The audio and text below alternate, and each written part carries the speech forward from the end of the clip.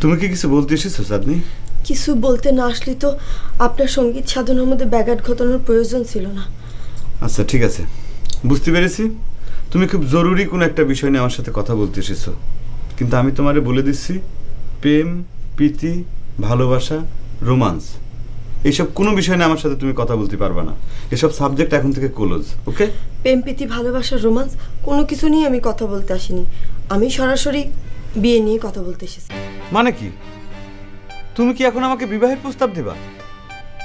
হঠাৎ করে এত ডেসপারেট হওয়ার কারণটা কি বলো তো? ডেসপারেট আমি হচ্ছি না, হচ্ছে আমার আব্বা। আমার সাথে তোমার আব্বা বিয়ে দেওয়ার জন্য ডেসপারেট হচ্ছে?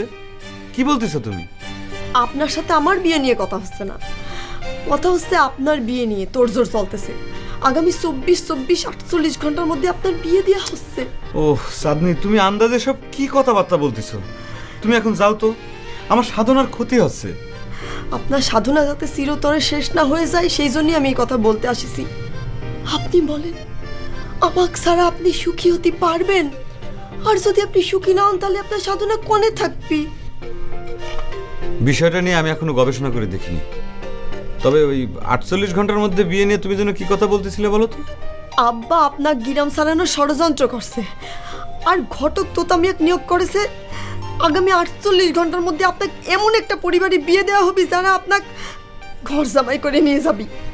আশ্চর্য কথা তো, এসব কি ঘটতেছে তলে তলে? আমি তো কিছুই বুঝতে পারতেছি না, কোনটা সত্যি কোনটা মিথ্যে। আচ্ছা ঠিক আছে, আমি আসল সত্যিটা আমার কাছে জিজ্ঞেস করে আসি, তুমি একটু বসো।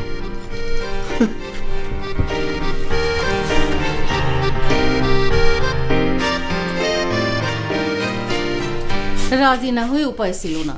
এই বড় মিয়া বলল, হয় তোমার ছেলেকে ওই ছাগলের মতো ভ্যাবানি বন্ধ করতে বলো, তা না হলে পরে ওই বিয়ে দিয়ে শ্বশুর বাড়ি পাঠায় দাও। তার মানে হলো ঘর জামাই হতে রাজি হও। এটা আপনি কি বলতেছেন আম্মা?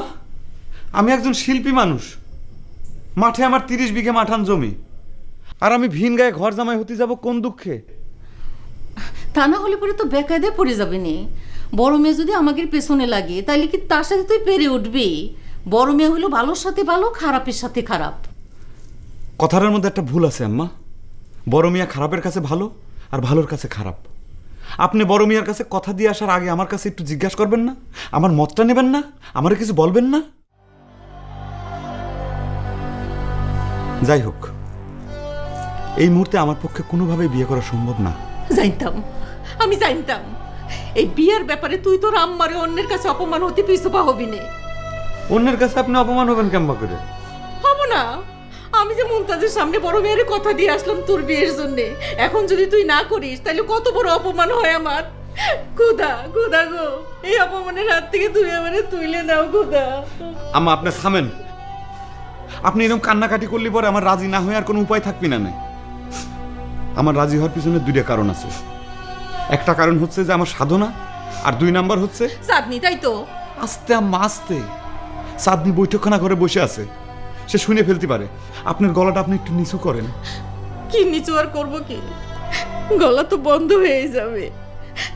বড় মেয়ের কাছে অপমান হইলে পরে আমার কি কোনো কথা বলার জোর থাকবে? ও খোদা খোদা গো, আমি কি পাপ করেছিলাম যেমন ছেলে আমার পেটে দিলে? থামেন আম্মা থামেন। আমার কাছে কিছু জিজ্ঞেস না করে বড় মিয়ার কাছে কথা দিয়ে আসাটাই আপনার ভুল হয়েছে। এখন আবার আপনি পেটে ধরার খুঁটা দিচ্ছেন। মা হয়ে না হয়ে একটা ভুল করেছি, তাই বলে তুই সন্তান হয়ে মাকে অপমানের হাত থেকে বাঁচাবি নে? খুদা, ও খুদা। থাক আম্মা, আর খুদারে ডাকতে হবি না। খুদা আপনার ডাকে সাড়া দিয়েছেন। আমি বাধ্য হয়ে আপনার কথায় রাজি হলাম। যান। আমি জানতাম জানতাম মার অপমান হবে, এমন কাজ করার মতো ছেলেই তুই না। আরে আমি এমন কোন ছেলে পেটেই ধরিনি যে মার অপমান করবে। থাক আম্মা, এত কথা বলার তো আর দরকার নেই। আমি বাধ্য হয়ে রাজি হয়েছি, আমার আর পাম মেরে ফুলানোর দরকার নেই।